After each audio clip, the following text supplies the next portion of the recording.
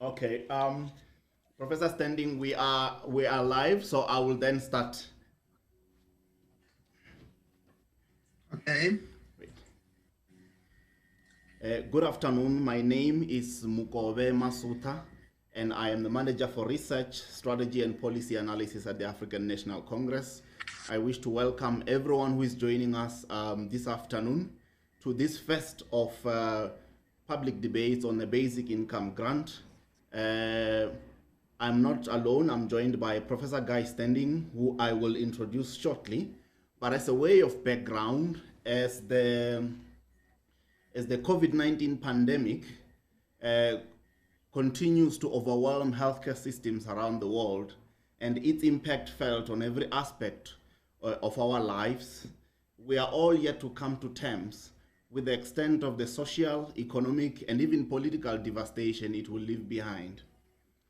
Although we are faced with the same virus, the impact of the pandemic has particularly paralyzed the livelihoods of those it found already in the margins of society. For our country and much of the developing world, the coronavirus found us riding another wave of a pandemic of extreme poverty, insecurity, and inequality. A pandemic pillared and underwritten by unjust ways in which income and wealth have been distributed pre and post apartheid South Africa. As we imagine a post COVID-19 South Africa, it may seem easier to retreat into the ideas we know and perhaps even the structures in which we feel comfortable. Out of fear of change, we may not even try any radical reordering of the economies. But what if our very idea of how society ought to function has been at the very heart of the disparities which preceded this particular pandemic? This is an important answer, rather question to answer, because the post-apartheid order is currently at crossroads. And in many ways, so is the political standing and image of the African National Congress. A widening trust deficit between our movement and broader society, as witnessed by declining electoral fortunes since 1994 up until today, suggests that we reimagine our pathway to creating a better life for all. For the first time since 1994, our image as a genuine custodian of the hopes and wishes of the marginalized is being assessed during a war-like period. As we heard the president saying, the extent of the political, economic, and social devastation of COVID-19 will resemble that one of a war, physical or not. Therefore, our response to the COVID-19 pandemic and the devastation it will leave behind cannot and should not resemble peacetime or piecemeal interventions. Now, some of you may have listened to the General Secretary of the United Nations delivering the Nelson Mandela annual lecture, where he says what we are witnessing is not only the greatest collapse of income since World War II, but also the pandemic is also exposing the fallacies of the so-called free market economies, and that particularly the myth that we are all in the same boat. We are not in the same boat. We may be in the same sea, but it's clear that while others are in super yachts, some of us are barely clinging to drifting debris. In her famous book titled The Shock Doctrine and Rise of Disaster Capitalism, Naomi Klein cautions us that in disasters such as the ones that we're undergoing, out of shock and confusion, sometimes the previous status quo is reinforced. This particular disaster offers us an opportunity to avoid that particular reality.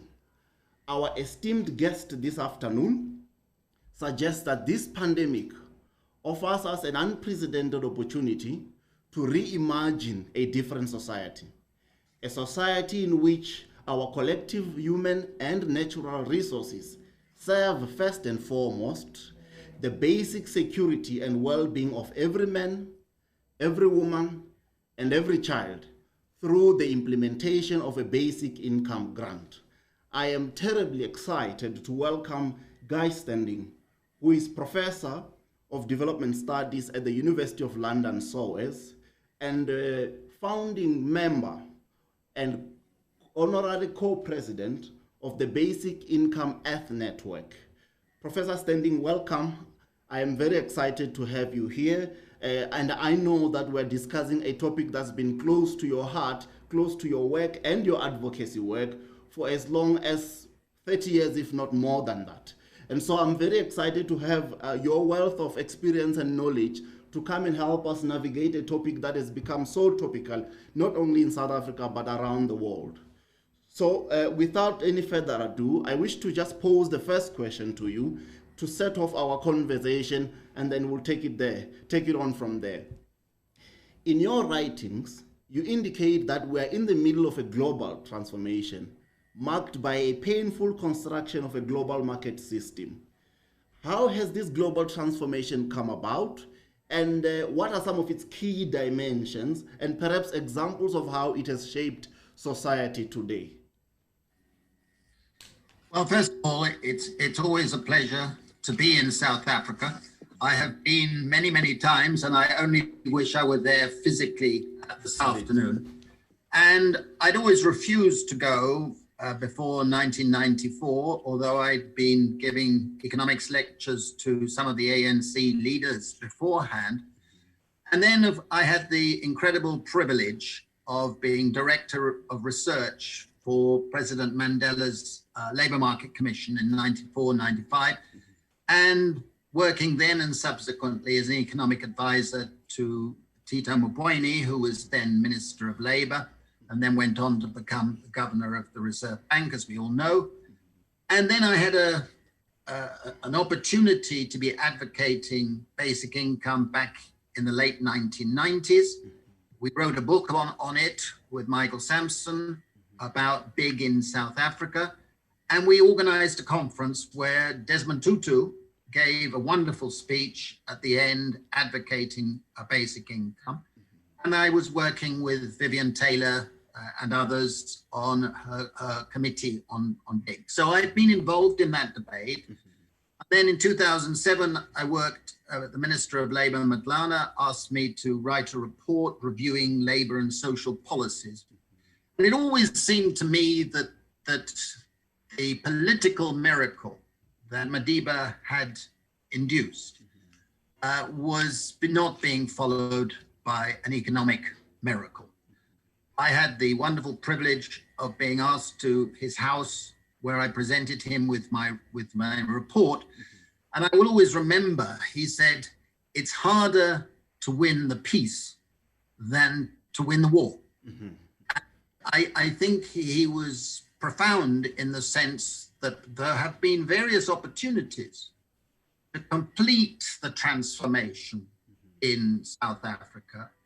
And if we're strictly honest, we have to say those opportunities in the past have not been taken. Mm-hmm.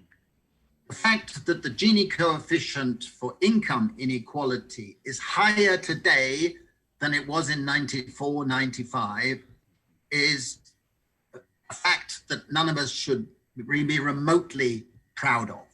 It's the highest in the world. Wealth inequality is greater than income inequality. But I go back to your question. I've been writing for many years saying that the neoliberal economics that was ushered in by Margaret Thatcher, Ronald Reagan, and the Mont Pelerin Society, economists in the audience will know all about that, essentially was an attempt to create a market system of individual pursuit of profit, pursuit of individual incomes, and cleared with an open market. But what the problem of that, and that's become clearer and clearer, is that the global economy has become a system of rentier capitalism. In other words, the returns to property, to the ownership of property, physical, financial, and intellectual property has been going up and up and up. And the share of national income, be it in South Africa or anywhere else across the world, the United States, in Britain, in China even, the share going to people who rely on labor and work has been going down. And it's very relevant for this discussion on big to recognize that South Africa, even there, is an outlier in the sense that capital continues to have a very high percentage of the total income and wealth in the country. What this means is that there is scope for affording a different income distribution system without negatively affecting the market economy that a lot of people want to promote. It's not incompatible. Whether you're a socialist or a pro-capitalist, you don't have to regard big as necessarily a threat. It depends on many other policies. So I think the debate we will have in the next few minutes has to be seen in this global context. What I've argued is that the pandemic that we're experiencing is the trigger to an economic slump that was waiting to happen. This book was called Battling Eight Giants. It came out in March, just as the pandemic was starting across the world. And I'd written in this book, written last year, saying the 8 giants that we can discuss that are threatening because they are intensified and strengthened by rentier capitalism, are blocking the road to a good society. Again, be it in South Africa, be it anywhere else. And these 8 giants have made the economic system very fragile across the world.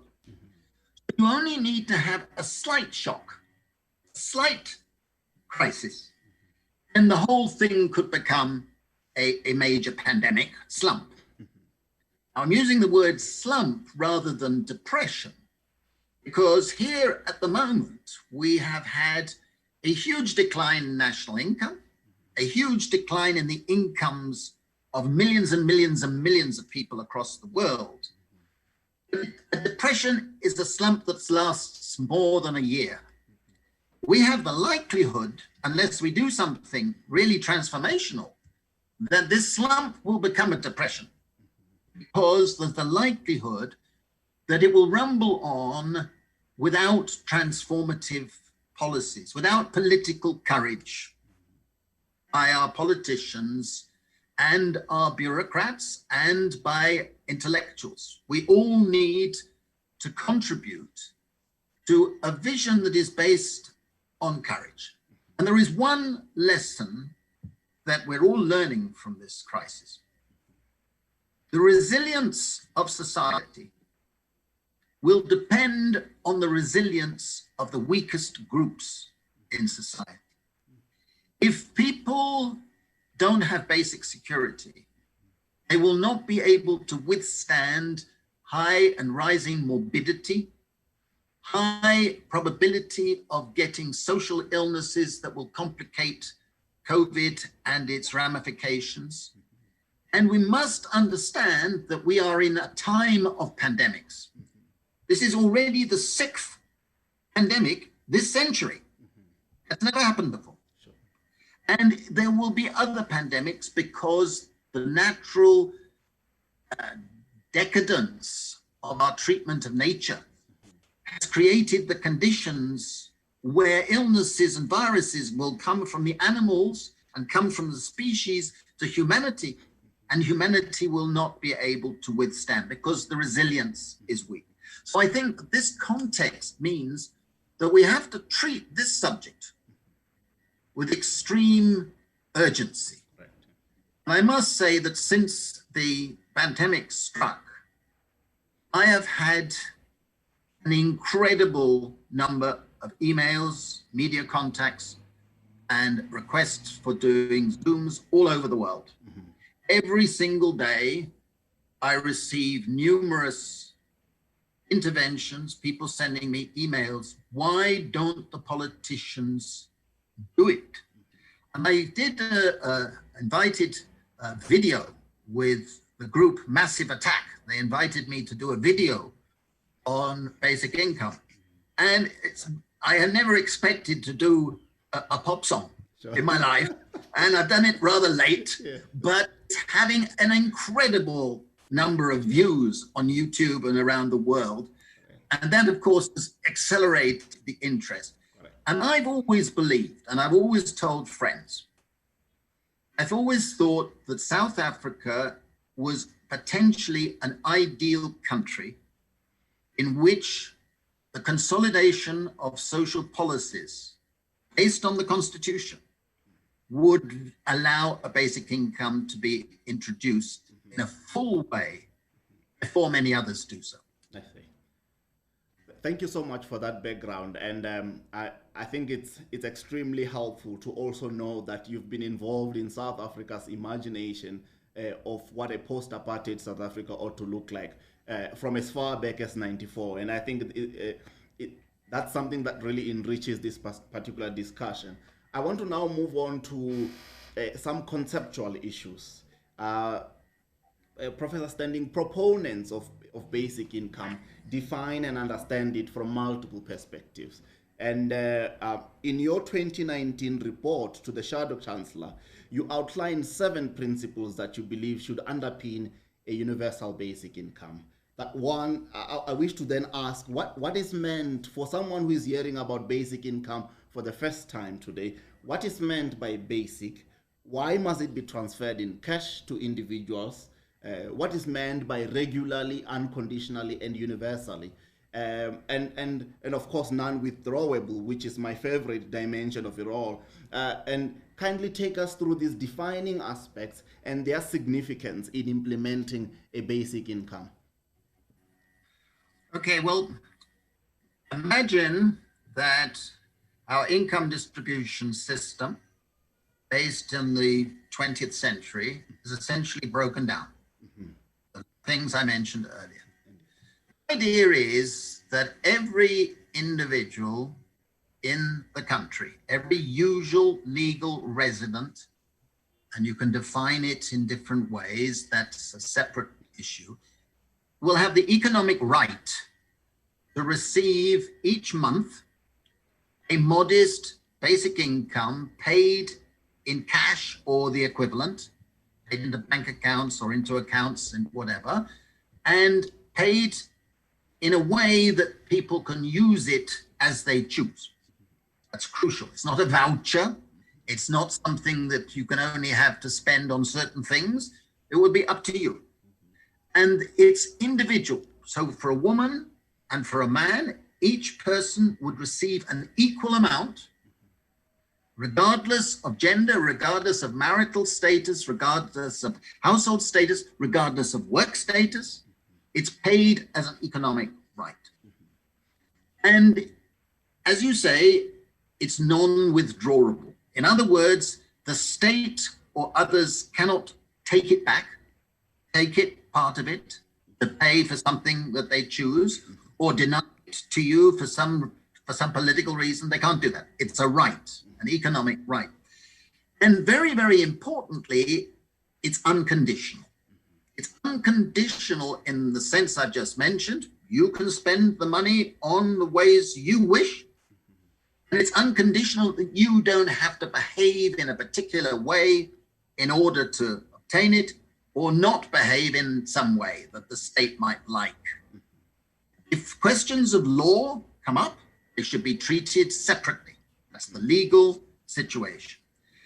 And an important part of this debate in South Africa is that wonderfully, and I had the pleasure of debating with Halton Cheadle and various others on the Constitution back in 94, 95, that under the South African Constitution, there is a constitutional commitment to move progressively to giving every South African equal social protection. That's correct. And the Constitutional Court in 2004 ruled that social grants are not a matter of dependency, but rather they are enhancing dignity, and they are removing the fear that a person is a supplicant. And that, in a sense, is basically what a basic income is doing. Now, note, I've not said anything about the particular level. Correct. I work around the world on basic income in pilots and so on, which we'll come to later possibly.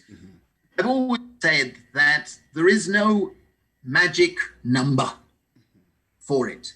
The most important thing today is to be on the road to the progressive realization of basic income security.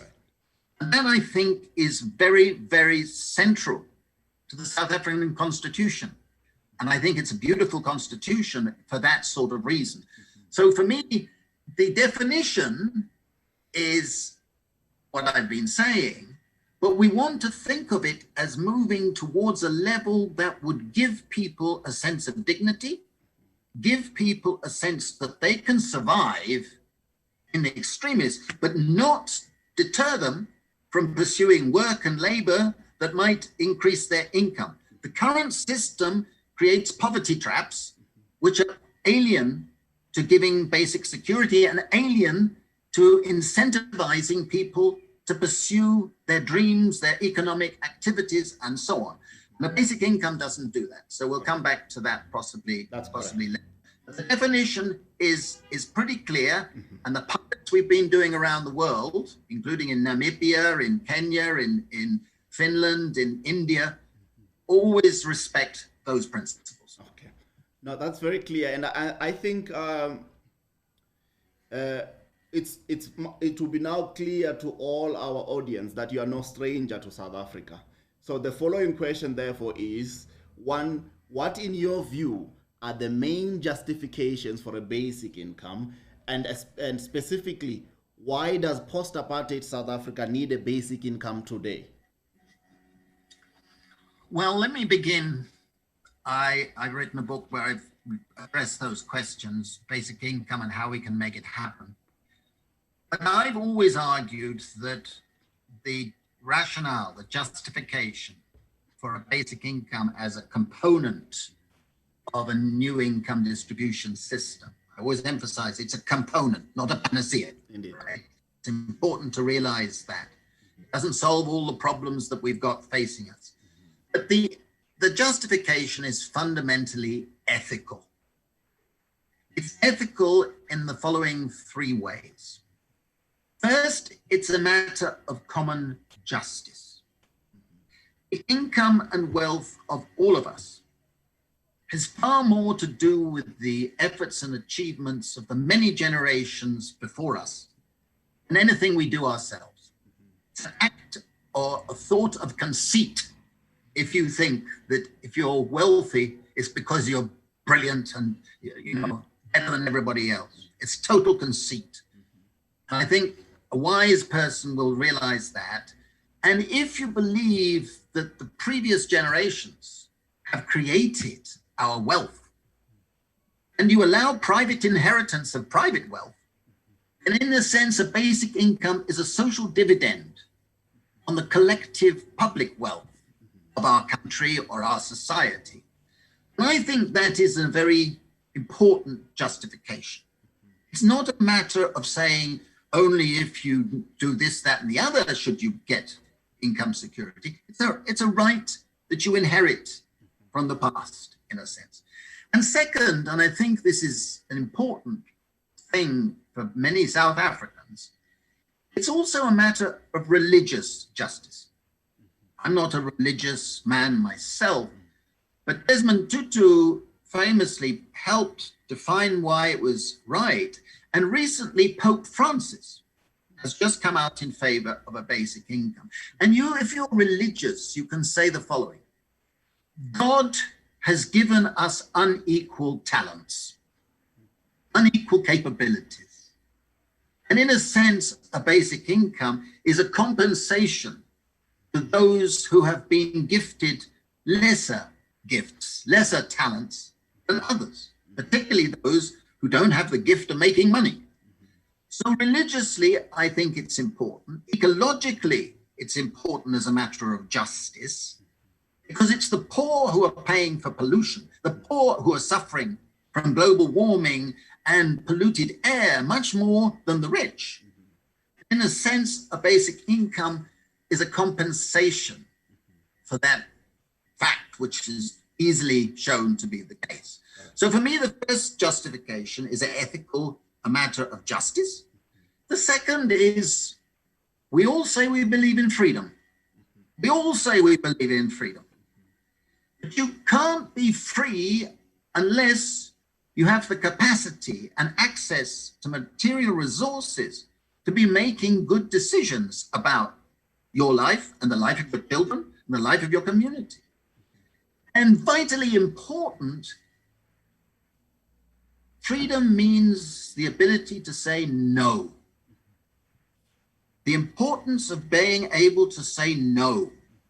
In our pilots in Namibia, at the end, I went down to one of the villages and I asked some teenage women to come and talk. And I asked them, what has been the best thing about you having basic income over the past 18 months or whatever? And to start with, they were shy. I'm a foreigner, you know, sure. A man, and they didn't want to answer and giggles and the rest of it. But then one of them plucked up the courage. What she said, I will always remember. She said, before, when the men came down from the fields at the end of the month, with their money in their pockets, we had to say yes. Now with our basic income, we can say no. Very clear. That's emancipation. That's freedom. Right. And it's also a matter of what we call Republican freedom. Republican freedom is to be free from the domination of figures of unaccountable authority, be it a parent, be it a spouse, be it a bureaucrat, be a landlord, be an employer. The sense that I can make a decision on my own. It's not freedom if a woman has to ask her husband or partner if she can do X, Y, or Z. That's not freedom. Sure. She is only free if she can make that decision for herself without fear of retribution.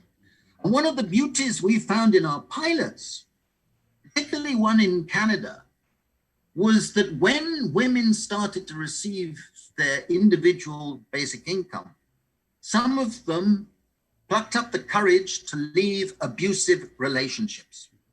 Whereas before they had stayed in those relationships because they were financially dependent and didn't have the capacity to strike out alone and form new relationships. I think that's the beautiful outcome. At the time, some people on the right criticized it, say leading to family breakup. No, no, no.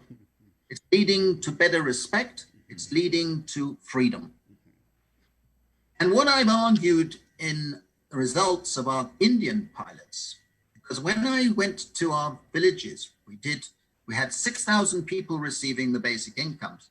I kept going to the village. I said, we're only providing a modest amount, which is probably 40% of subsistence in India.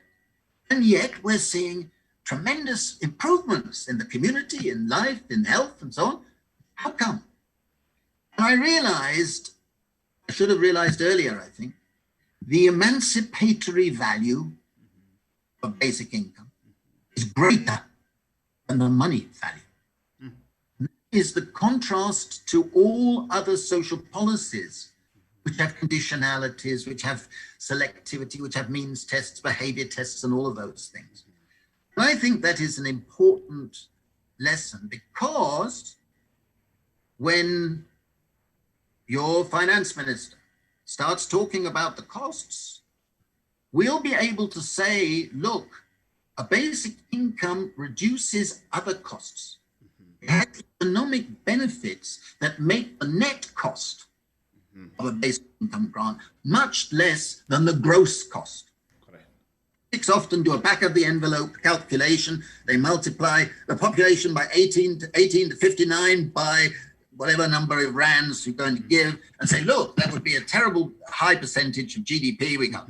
But they don't take account of the feedback effects that make the cost much less than the gross cost. We'll come back to that. Indeed. The third ethical reason, and then I'll conclude the answer to this. The third ethical reason is a basic income, almost by definition, gives basic security, even if it's a modest basic security. And the psychologists have taught us, and I've summarized the evidence, it's a very, very strong evidence, that people who are chronically insecure lose mental bandwidth. Their IQ goes down. Anybody listening has experienced a period of insecurity. They will know what I mean. You lose the capacity to be rational. And it's unfair of the state, or unfair of any of us, to expect responsible behavior from people whose mental capacities have been diminished by living in total insecurity. It's not fair. We can lecture them, we can urge them to behave well, but in a sense, in a moral sense, the state has some explaining to do. And I think those ethical reasons are fundamental. The economic reasons are very powerful too. I think the pandemic has made it the following true.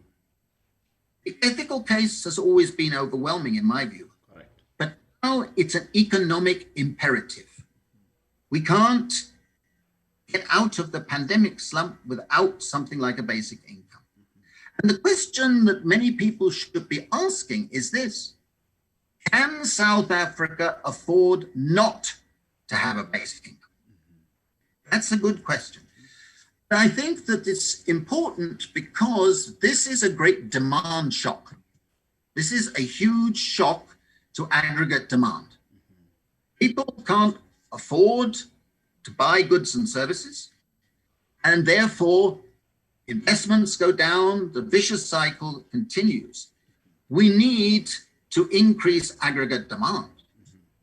But if you try to increase aggregate demand through quantitative easing, as they did following the crisis of 2008, putting money into the financial markets, putting more money into the financial markets, putting more money into the financial markets, and giving subsidies to corporations, what will happen is demand will go up a little, may go up a little, the insecurities and inequalities will intensify, and you will not get a broad-based improvement in economic development. By contrast, if you give a basic income, it stimulates the demand for basic goods and services. Basic goods produced in local communities, be it food or services. And we know, and I've produced the evidence in the book, that the elasticity of supply to an increase in demand for basic goods and services is much higher than increasing demand for higher income goods, higher priced goods. And therefore it would have very good beneficial effects for the economy. And of course, our pilots have shown without any doubt, and pilots done by others around the world in different countries at different levels of economic development, have shown overwhelmingly that the biggest positive effect is improvements in mental and physical health. People who have basic income compared with those who do not find their health improves, their capacity to deal with illnesses and setbacks improves. And this leads, of course, to lower demands on public health services because people are more resilient in health terms. And this, of course, reduces the demand for public spending on health services. So that is a positive economic effect, as well as, of course, being much more importantly, a positive effect for the population. That's correct, yeah. And it improves equality, equity, and so on. And the same with schooling. we found everywhere that people who have basic incomes spend more on their children. They go to school more. Their attendance and performance in school improves because they've got something in their stomach or because they can afford shoes or whatever it might be. And that has an economic effect, both short term and longer term. You don't have repeat in schooling because people can't sustain concentration, etc. You have less dropouts and so on. And in the longer term, people emerge from schooling with greater capabilities. So if you want to use the term human capital, I don't like the term. But what it does, it improves people's capabilities. And that, I think, is another economic effect. And there are others as well, but I've given a long answer to your question. And I think that the combination now of ethical and economic is pretty strong.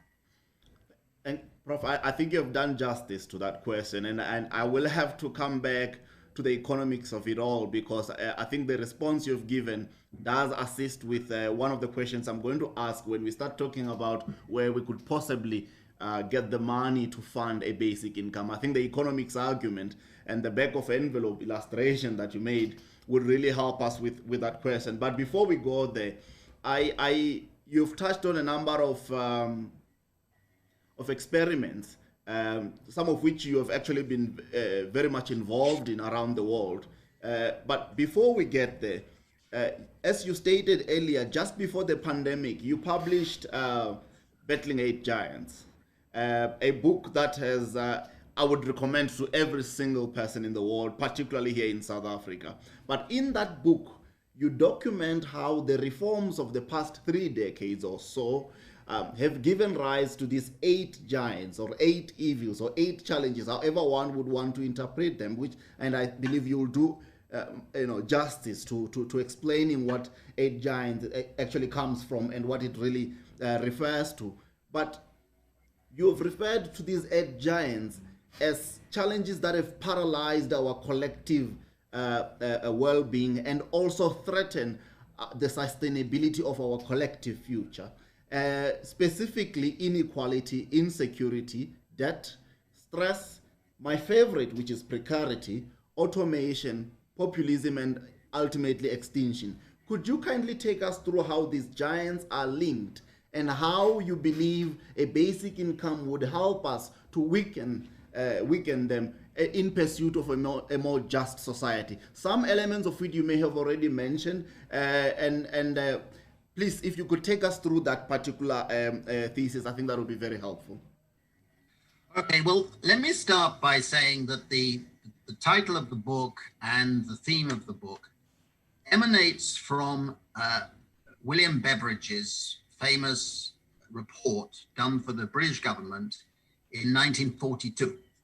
And you can see that that period when Beveridge, who was hardly a revolutionary or radical, he realized that that was a moment of transformation. It was the last period of transformation. Anybody who's a sociologist or economist will know the great book by Karl Polanyi, or The Great Transformation. And that was about the development of national capitalism and embedding capitalism in society so that people in society had a greater sense of control, a greater sense of being involved. And Beveridge in that report, on page 2, he said, "It is a time for revolutions, not action.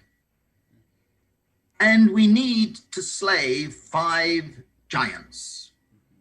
The giants of disease, ignorance, idleness," he meant unemployment, "squalor, and want," in other words, poverty. And in a sense, his recommendations for welfare policies in the post-1945 era were a response to that challenge in a society, or a presumed society, where industrial employment was the main part of the economy, and where a long-term trend would exist to more and more people being in stable full-time employment with access to paid holidays and paid pensions and so on. That world collapsed in the 1970s. It was never based on global equality. People in Africa or Asia or Latin America didn't get into that mold. We know the failings of it, but it collapsed everywhere. And today I'm saying that the reaction to the collapse, this neoliberalism, has created this rentier capitalism, and that rentier capitalism has produced the growth of these 8 modern giants you just mentioned. Now, the first one is inequality that we've already discussed. The key aspect here is to realize that wealth inequality is much greater than income inequality. The Gini coefficient for income inequality is a horrifying 0.63 in South Africa, worse than anywhere in the world. But in terms of wealth inequality, the situation in every country for which I've got data is much worse than income inequality.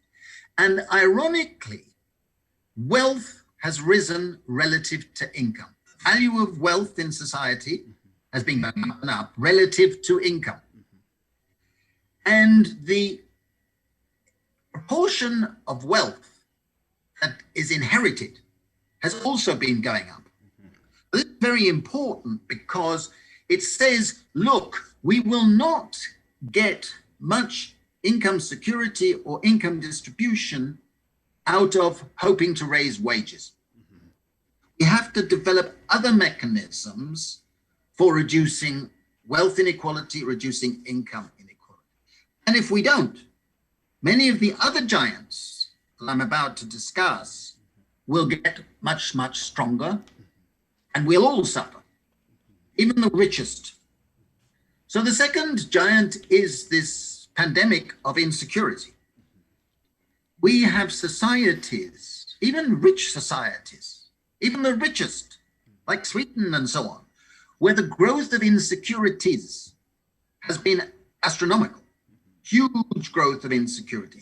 And the changing character of insecurity is important for basic income for the following reason. The main character of today's insecurity in a global context is uncertainty. Uncertainty for an economist is when you can't calculate the probability of it happening, and you can't calculate the probability of recovering from a shock. And therefore, ideas of social insurance or providing ex post income security won't work. It will not work. You have to have ex ante security if you really want to deal with insecurity. And it is a pandemic. More and more people are suffering from insecurity, and this leads to the third giant. The third giant is stress. So many people, even those who seem to be earning good incomes, good salaried, in salaried jobs, are suffering from stress. I've discussed that in my books on the precariat. One thing that in rich countries is the bag lady syndrome, the bag lady syndrome. Millions of women confess to waking up at night fearing that one accident, one illness, one mistake, and they could be out in the street with all their belongings in a couple of plastic bags. This is a phenomenon, or its variants, all over the world. And stress, of course, leads to cardiac problems, it leads to mental problems, it leads to rising morbidity, it leads to cancers, it leads to demands on the state for dealing with health problems systemically. And you can't deal with stress unless you give people that basic security, unless you find a way of this progressive movement towards that. Basic income, of course, would help. It's not going to solve all stress problems, of course not. But without it, it's going to grow and grow. And the fourth is debt. I hardly need to tell South Africans about private debt.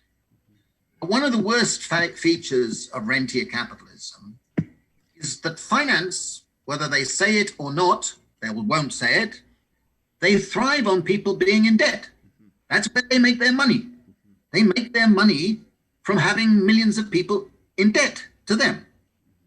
And if you're in the precariat, your debt is going to be high interest debt and will not be able to pay it. And one little downturn in your incomes will lead you to you being unable to service your debt.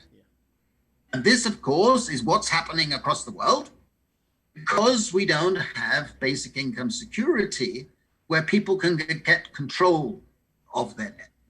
One of the beautiful findings in our pilots in India was that even though people were only getting a modest basic income, they were able to pay down their debts and make savings and pool savings when an individual had a shock, an illness or something like that. And I remember going to one of the villages, and they must have been thinking about this, the people there, for weeks before. And as soon as they knew I was coming to see what was happening, they all came to see me. And they said, "We want to tell you, there is one group in our community who hate your basic income. They hate it." I said, "Oh, very sorry. Well, who is that?" "The money lenders. The money lenders hate you."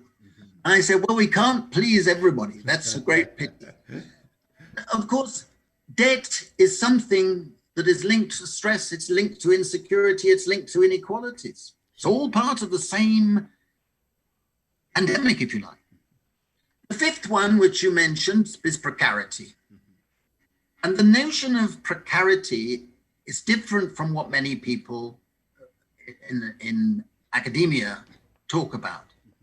Precarity is not the same as unstable labor. Unstable, insecure labor is a separate matter. The word precarity comes from the Latin to mean obtained by prayer. You feel you are a supplicant, and you feel you don't have the rights of a citizen. You don't have social rights, you don't have economic rights, you don't have cultural rights, you don't have civil rights, equality before the justice system. You feel like a third-class citizen rather than a first-class citizen. I've used the word denizen. And precarity comes from when you don't have economic rights fundamentally. A basic income, even if it's modest, is a statement from society that everybody should be treated as a citizen. For me, that is an important reason for supporting a basic income. The sixth giant is the fear of the robots. Lots of people fear that they're going to be displaced and made redundant by robots and AI and automation. And I personally don't believe that we're all going to suddenly find we don't have any work to do. I think fundamentally, though, is the technological revolution we're experiencing is increasing inequalities, increasing the insecurities, increasingly disruptive, and therefore creating uncertainty for a lot of people. And therefore it is a giant. Now, if we had basic income and we could distribute the rents from technological change to everybody, then there wouldn't be the fear of the giant. The giant would be actually something we could welcome. I would be delighted if every toilet cleaned itself because there was automation, rather than having low-wage toilet cleaners who are supposed to be feeling good that they've got a job. Yeah. It's ridiculous. Yeah. Just ridiculous, yeah. Right? So that we do need some forms of technological change. We should be welcoming that. But in the current context, we can't. The seventh giant is the giant that in my book I say is the one that's going to lead to the crucial tipping point where people in their millions will support basic income. And that is the threat of extinction. And it's the threat of extinction not just of the species, nature, the global warming and the pollution, and greenhouse gas emissions, it's the threat of extinction to ourselves. Who are ignoring the balance of nature, ignoring a lifestyle of a balance with nature, treating nature as something to be used and depleted for our success and our ends, without any respect for the balance of living in nature. And I thoroughly support the Extinction Rebellion movement. I think everybody listening, please support the Extinction Rebellion, because we will only get a good society if we oppose the forces that are depleting our nature. And in that context, I think every country, regardless of level of development, needs high eco taxes. They need high carbon taxes. Carbon taxes are an essential fact for the next decade.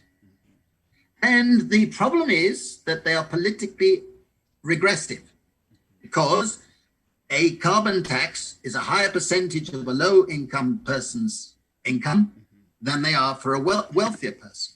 And they will only become politically acceptable if the revenue raised from carbon and other eco taxes are recycled to everybody in as carbon dividends as part of a basic income system. But there is another aspect of this which I want to emphasize. If you have a basic income, it incentivizes people to be doing more unpaid care work rather than just jobs. It incentivizes people to do more community work. You can say no to certain activities more easily, and yes to doing things that don't pay but are socially useful, ecologically useful, and everything. And the way of tipping us to be doing more activities in common, sharing in our communities and in our families, is something that we should all be wanting to see. And the final giant is the threat of neo-fascist populism. When I wrote The Precariat in 2011, I said, unless the issues of the precariat are addressed as a matter of urgency, we will see the emergence of a political monster. That book has been translated into 24 languages. And in November 2016, I received emails from all over the world saying, your monster has arrived. Now, he and his type could appear anywhere. We must not presume that just one madman can be defeated and then we'll move on. We have a sense of neo-fascist populism in Brazil. We have it in Europe. We have it in Britain. We have it in the Far East. We have it as a global threat. And unless we create a good society where we respect the things I've been talking about, the growth of support for this type of politician will grow. I spend a lot of my time living in Italy, and I've seen it there now. It's a genuine giant. So for me, these 8 giants have been growing, and a basic income as an anchor of a new system, not by itself, but with other reforms, but that is essential, will help weaken the threat of those giants. That's the theme of the book. Thank you very much. I think that's very clear. Now, to move a little closer to the a question that might take you back to the economics of a basic income, is to the extent that we agree that a basic income is not just necessary but affordable, what would be a socially just and sustainable way of funding it? Or as our friends in Treasury would ask, where should the money come from? Well, I think there's obviously that's always the question that must come up, and it's appropriate. I think we have to separate two perspectives on this. I think we've got the perspective of the short-term response to the pandemic slump. We've got the longer term for having a sustainable new system. I think the idea of emergency basic income in 2020 should be seen in the context of governments, all governments, having to go into deficit finance. They're having to spend to recover the economy. The danger is they will continue to do what was done in 2008, where basically the central banks and governments and the IMF basically refunded the financial markets and refunded the stock markets and gave millions and billions of dollars, pounds, euros, yen, whatever, to that narrow part of the economy.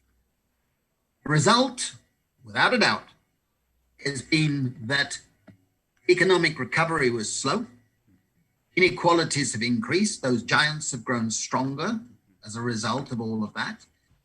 But the government spent a phenomenal amount of money, whereas the 2 years before, they'd all been saying, we have to cut spending because of this, that, and the other, balancing books and so on. Suddenly they found billions to spend on the financial markets.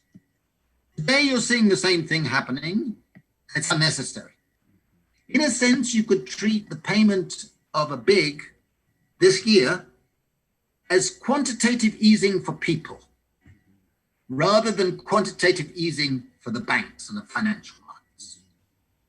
But in the longer term, you're going to have fiscal reforms to have a sustainable system. The first point to recognize is that South Africa doesn't have high spending on social protection relative to other countries, okay? If you say that the social grants come to something like 3% of GDP, and paying for the whole population, given that you're paying with the child support grants already and the pensions for the elderly already and for the disabled already, but giving a big for the middle income groups of say 500 rands. I'm not necessarily proposing any figure, notice, Sure. But if you did that, you're basically talking about paying 3% of GDP a year, okay? Now, what that means is that you're going to have to make adjustments to taxing of wealth and taxing of the taking of the commons, the loss of public land, the loss of public resources, the loss of through pollution and so on, that you have to tax those. Shift tax from income to wealth and bads, right? And in the context of South Africa, doing a shift of 3% is not asking too much. And ironically, I think people like Johan Rupert, one of the richest men in South Africa, he has come round to realizing he's fearing the sans-culottes, the pitchforks. He and his type are fearing that the inequities and inequalities of this system are so great. The plutocracy is taking too much. I've been asked to Silicon Valley a number of times to lecture on this subject. I never thought I'd be talking to billionaires on basic income, and to Davos 3 years in a row in Davos. Never expected that. I think I should have regular showers to get the ideological dirt out of my system. But to be fair, many of them understand. They've been winning too much. They are now realizing they have to be taxed more. A whole group of billionaires recently came out a statement saying we should be taxed more. An international group. Now, I think that they realize and they fear the Donald Trumps. They fear the fascists coming. They want a sustainable market economy.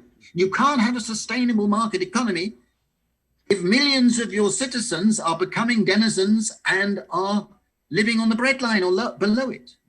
They are learning that lesson. So I think the fiscal reforms, the space for fiscal reforms, are much greater now than they were in 1994. I thought there was an opportunity in 1994-95, given the ending of apartheid and the whole history of apartheid. There was a moment when a real transformation, a reduction in inequality of wealth and income was possible. I think many of the ex-white capitalists were genuinely surprised that something wasn't radically done. But now we're in a situation where if politicians don't realize it's an imperative, if it's not done, don't expect anything of a legacy. They have to have a sense of their own history, their own legacy. They have to stand up and take it in their own hands and courageously do it. We can afford it. There are different ways of affording it. I've explained the different ways in my books. Mm-hmm. It's a matter of political choice to a certain extent. But what we can say is that in the context of South Africa, it is easily affordable. It's a matter of saying which is the better way.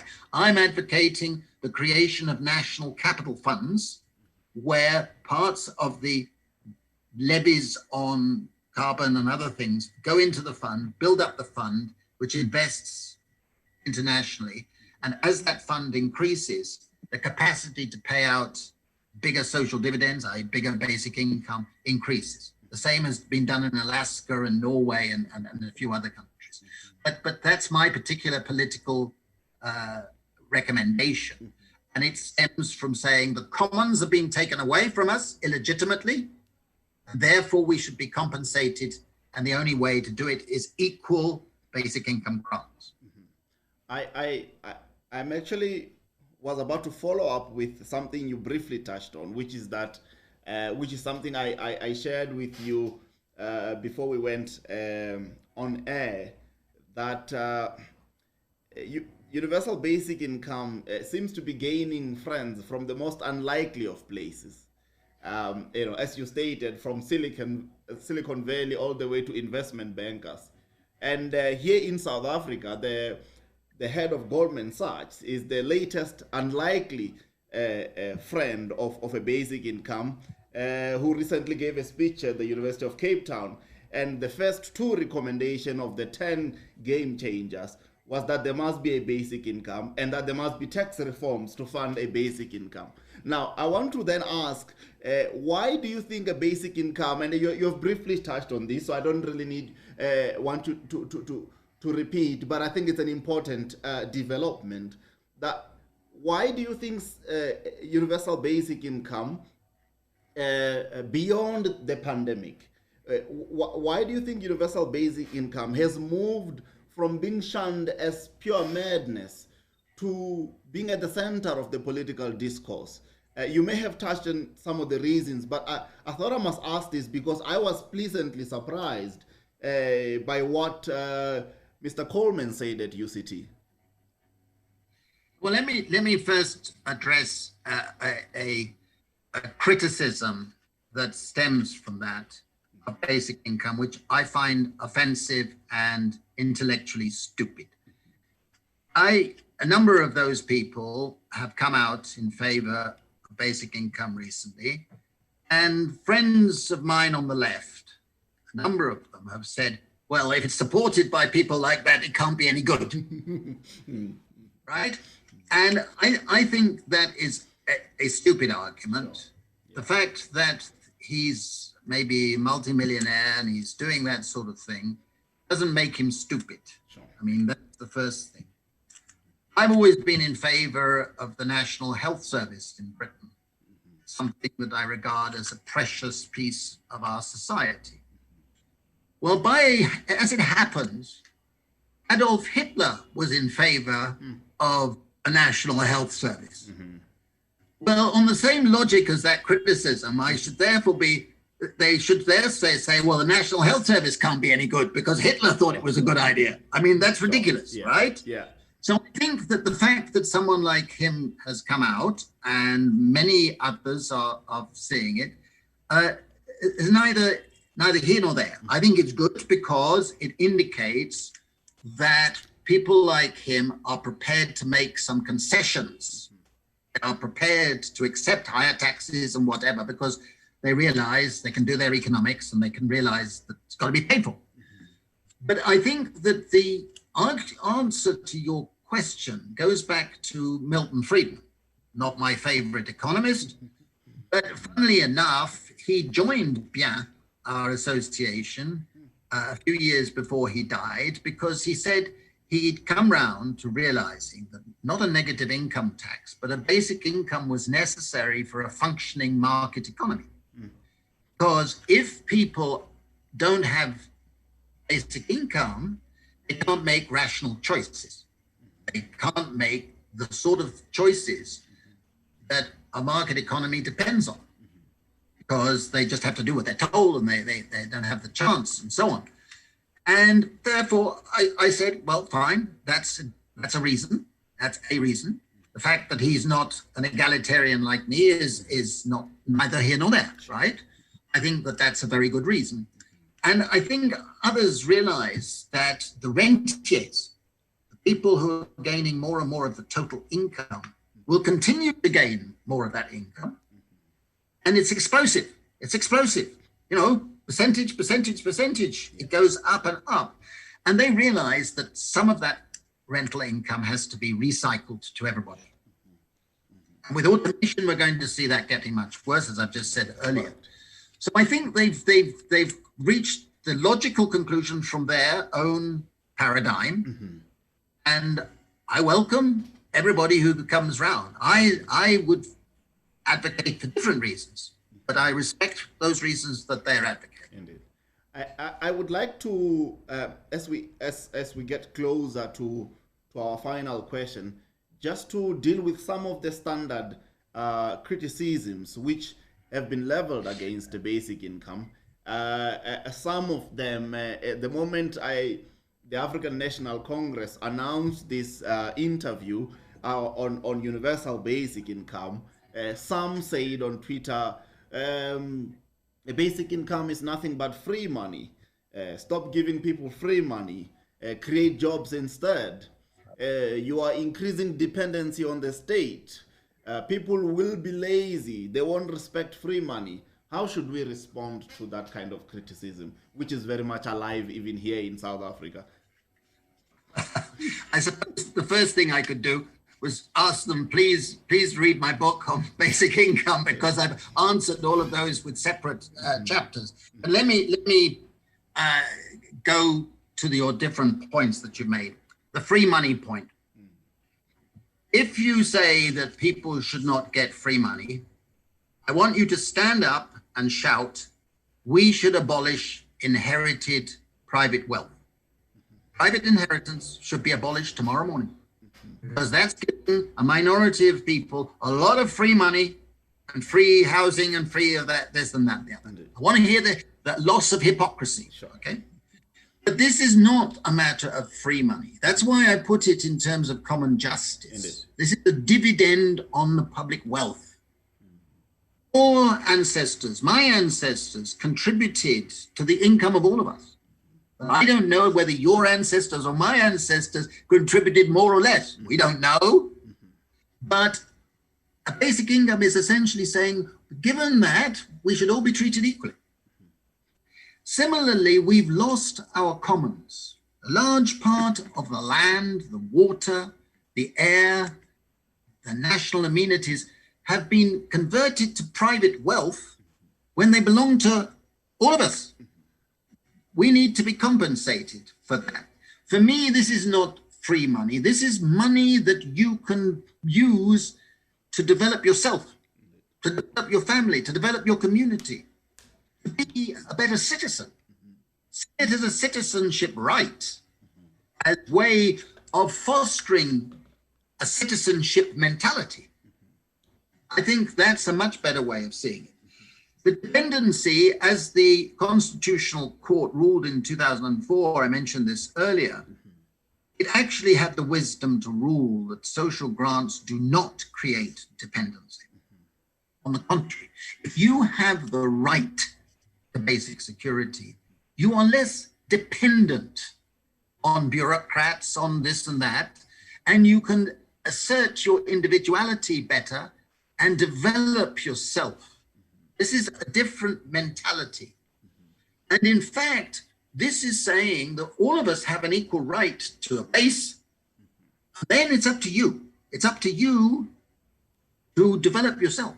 It lessens the likelihood of a begging society, where large numbers of people are reduced to begging in the streets, where we are pressurized to delve into our pockets all the time out of charity. The way you smile or the way you look on something will determine how much you get given. That's dependency. That's dependency. Yeah. The charity state is something that sacrifices society. For me, this is a way of eroding the charity state.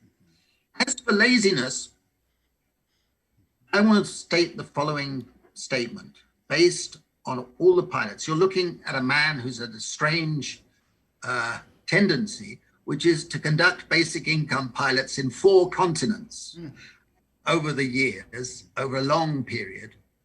And I can say, without fear of contradiction, that in all the pilots, basic income has resulted in people doing more work, not less. I'll just repeat that because I know you have hearing difficulties. It results in people doing more work and being more energetic and more entrepreneurial in a small way or whatever. We saw wonderful increases in work done in local villages where they were saying there's 40% unemployment, nobody can do any work. And suddenly, with the input of a basic income, people were finding ways of starting little businesses, little activities, showing more energy. And the multiplier effects leading to payment of income generates more income because people are spending it, and because people are spending it, people invest in little ways or improve the planting of seeds and so on. That was another finding we had in Namibia. Because economic crime goes down because everybody has at least the base to be buying food and so on. And so people grow more things, more little animals, more little seeds are planted, etc. And in fact, the energy that comes from having basic security is beautiful. I've seen it in England where we did a pilot which was televised, a series of people. I thought we were giving money to dysfunctional families who would all dissipate it on beer and cigarettes and whatever. But in actual fact, it led to people improving their lives. And I think that this sense of wanting to improve yourself is really important. And particularly, listen, particularly for women and for people with disabilities. In our book on the Indian pilots, I insisted, because I saw this picture, I insisted that on the front cover was a picture of a woman who has no legs, and she's sitting wearing a sari with her sewing machine in front of her. Before we had started the pilot, that woman was always regarded as the last person in the family to receive food, medical attention. She was not a breadwinner or rice provider or whatever. She was the last in the queue. She was a non-person. But once she started to receive her basic income, people helped her with helping with a bit of their own money to buy that sewing machine. And by the end of the pilot, she had become the seamstress for the whole village, their own little business, able to have that beautiful sari. If you're not moved by something like that, I don't think you're here. Sure. Because I would. No, I think that's you've also done justice to that question, and I thought I must include it there in playing some kind of devil's advocate, because I've seen some of those questions pop up. I mean, what is clearly emerging from the case you've made here is that actually a basic income would give more than it takes from society. It would give more to society or more to the fiscus than it actually takes from the fiscus. And I think this is something that a lot of South Africans would find resonance with. But it's also very interesting that you touched a lot this afternoon on the impact of a basic income on the well-being of women. And this is so important to South Africa because we're actually currently riding a wave of gender-based violence. And some scholars and some commentators have attributed a lot of this to the economic imbalances that make women dependent to violent individuals in society and so on. And I think the examples from your Indian pilot speak to that very clearly. Reading one of your books, and this would be my final question, and perhaps also ask any other insights that you wish to share before we close. You tell a story about a town called Middlesbrough in England. And I couldn't help but draw similarities between the story of Middlesbrough, the old steel and chemical manufacturing town, which is largely responsible for some of the opulence and the wealth that's enjoyed in other parts of the United Kingdom, and how descendants of residents of that particular town are now having to look on whilst wealth primarily generated in a big way by that particular town is enjoyed elsewhere. I couldn't help but draw similarities between Middlesbrough and that tale you tell with some of the mining towns in South Africa, where the greatest receipt or reward that miners tend to receive is TB and all other diseases that come with having been a miner and retiring in a village with very little to show to your descendants. In your view, with South Africa largely dependent on extractive industries and raw materials and so on, what kind of lessons should this country draw from the tale of Middlesbrough? Well, I'm very pleased and honored that you've read that. Just for your listeners, I'll add a little bit to the story. I was invited to give a talk on my books in the town of Middlesbrough, which is in the northwest of England. And in the 1820s, it was a small village. Then they discovered iron ore in the area.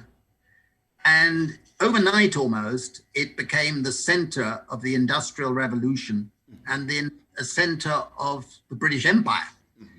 The Golden Gate Bridge in San Francisco is built with the iron ore from Middlesbrough. The beautiful bridge in Sydney and another one in Melbourne are built with the iron ore from Middlesbrough. The Indian railway system is built with the iron ore from Middlesbrough, from that area, right? Now, at the time, the bosses of the mills took a lot of the money, and their descendants are down in the south of England, going to Eton and Oxford and so on, and living fantastic lives, okay? It's based on free money, if you like. When the descendants of all those workers in the iron ore industry are in the precariat up in that town. You go there and all the houses, their little houses are blocked up with concrete blocks in the windows, handkerchief gardens that are in weeds, and people hanging around in the street corners. They're the precariat of the day. Now, in terms of intergenerational justice, that's profoundly inequitable. I've also been down a gold mine in South Africa. You go down, and then miles along, and I've been down there, and it's an incredible experience for those who haven't. Even to the face, right to the face with the dripping water. When I was down there, we were quickly ushered up because the electricity failed and a man had fallen down into one of the wells and was dead. Now that sort of life is something that miners have been putting up with for generations and generations. We all know that, right? It's part of the commons of South Africa. It's nature. It belongs to everybody. Everybody. Not just the people taking the profits. It belongs, they deserve some profits because they're putting in labor and skill and work, etc., and so on. But fundamentally, it belongs, the capital value of that resource belongs to everybody in society. It's the same with North Sea oil in Britain or other resources in other countries. They belong to all of us. And I think that that principle means that the rental value that's gained should be shared between everybody because we're all citizens, we're all commoners. So that the intergenerational level, the social level is a justification for this perspective. And I'm glad you asked the question because it brings home this sense of intergenerational justice, which is so very important. The last point I'd like to make is this. I very much hope that the Minister of Social Development, who herself has made a strong case for a big, I hope she wins and converts any skeptic in the ANC or elsewhere. You have a wonderful base of support by civil society. I used to work with COSATU and the leadership of Babi and others. They always supported it. The churches supported it. Black Sash, women's groups, disability groups, ecological groups. You have a mass of support, popular support. And voice matters. Yes. We have pressures on the state to do it. And I would urge everybody to support her as she campaigns for a big. I hope she doesn't get pushed back. First it was going to be October, now next April, etc. Don't get pushed by the people who are not your friends. And in that context, I would say the very, very least, the government should do now is launch several pilots. Pilots are not an end in themselves. They're not an excuse for kicking the ball into the long grass or whatever you want to call it. They are a way of seeing how a scheme works, how it would be implemented, what additional policies would be advisable to maximize the positive effects of a big. Okay? They shouldn't be used to postpone a decision on big. I urge the government to put some funds aside so that several communities, different types of community, a rural, a township, several types, have this pilot rolled out. Because that will teach all of us how in the context of South Africa, the specific context of South Africa, it would be best rolled out. I urge them to do that as a matter of now. Thank you very much for inviting me to talk. Professor Standing, thank you so much. I hope you're a great moderator, and I feel privileged to be interviewed by you. Thanks so much, Professor Standing. I spent the past couple of weeks that we've been chatting, going through all the books and that you've published, and I hope I've done justice to the entire membership of the African National Congress and the South African public who have developed great interest in this topic. And following is your good friend Professor Taylor next week, who will also give us the South African perspective, given the work that the two of you did many years ago. And I'm sure we'll be in touch. I might be at King's in a couple of months' time, depending on how the virus behaves, and hopefully we'll get a share a beer. Indeed.